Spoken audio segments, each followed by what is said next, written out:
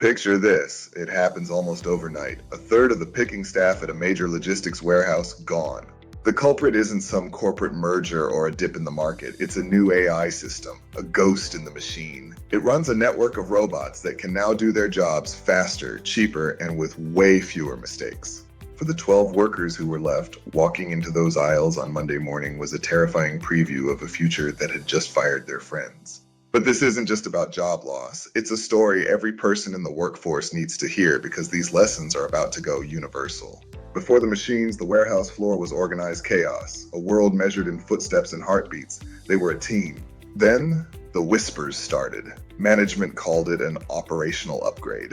Consultants with clipboards showed up, timing pick rates. Techs ran miles of wiring and put server racks in the break room. Small, quiet robot carts started zipping around with an unnerving precision. The official line was that this AI was a partner, but for 6 of them it felt like a predator. It felt like a replacement. To get why they were panicking, you have to understand the efficiency.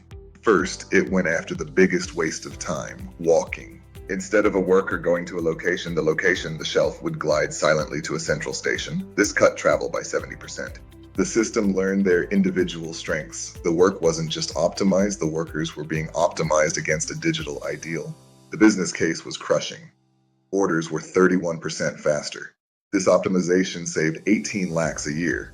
Management couldn't ignore it. For the survivors, this felt like a tightening noose. A screen told them what to pick and when. If they slowed down, the system knew. This feeling of being constantly watched, digital Taylorism, creates immense mental strain. The pressure to keep up takes a heavy toll. This wasn't a fluke. An IMF report warned that nearly 60% of jobs in advanced economies are exposed to AI's impact.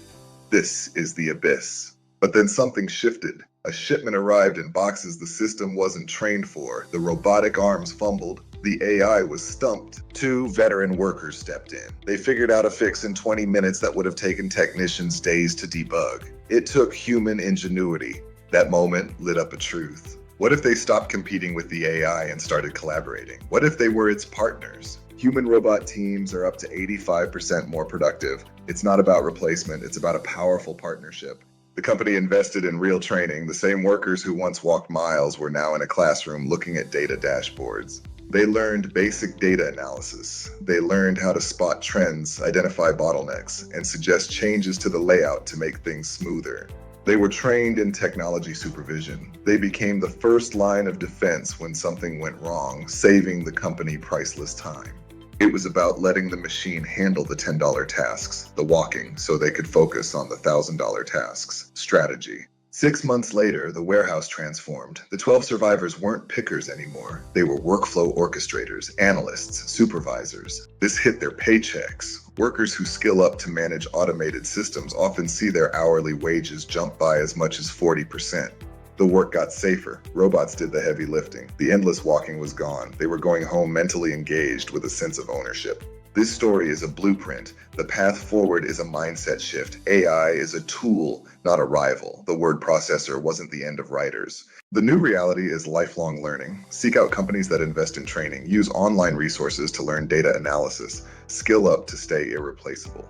AI will lead to a massive realignment, creating millions of new jobs nobody could have imagined, just like the internet did in the 90s. So, what are you doing to get ready for this shift? Drop your strategy in the comments, like, and subscribe to join the conversation. The future of work isn't about getting rid of humans. It's about getting rid of soul-crushing tasks. The machines are here. Let's make them work for us.